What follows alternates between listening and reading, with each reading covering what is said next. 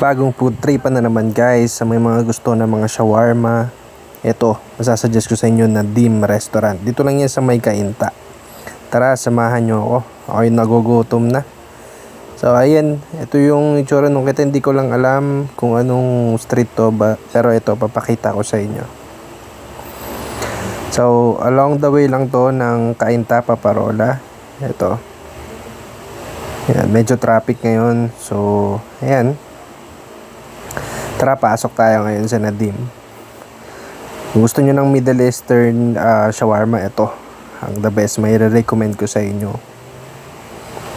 So yan, ito yung place nila. Napaka-cozy, napakalinis. So bagong bukas lang sila. Mga bandang alas 4 sila nagbubukas.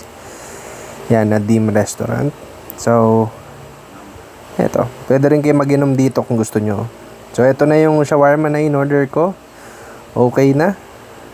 Tara na, kakain na. So guys, yun na nga. So umorder na ako sa Nadim. Ganito kalaki yung shawarma nila. Yan.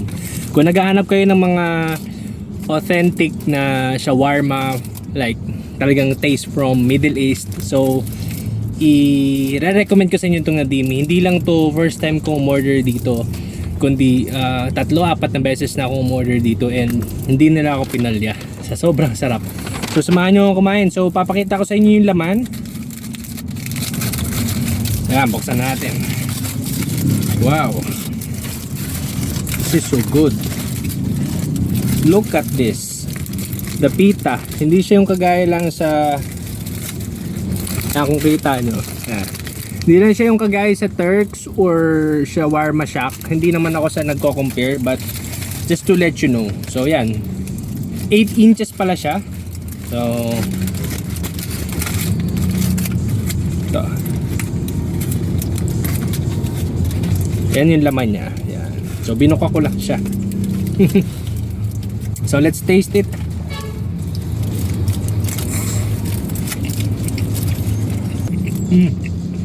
Not bad. Sarap siya, promise. Hindi ako bibiro. Yan.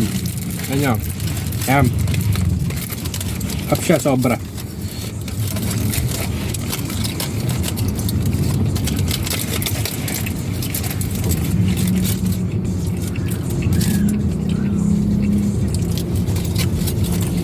Sa presyong 239 pesos 36, solve ka na. Masarap siya kasi authentic yung garlic sauce niya. Yun lang. Puntahan nyo itong Nadim. Located lang dito siya sa Cainta. Ayan, babi ko. Sa Cainta. Actually hindi ko alam specific location, basta malapit siya sa Iglesia ni Cristo. And then kita nyo naman sa video, meron siyang nasa same building lang siya ng Angel's Pizza at saka ng Opa Samgyeopsal. Yun lang. Bye!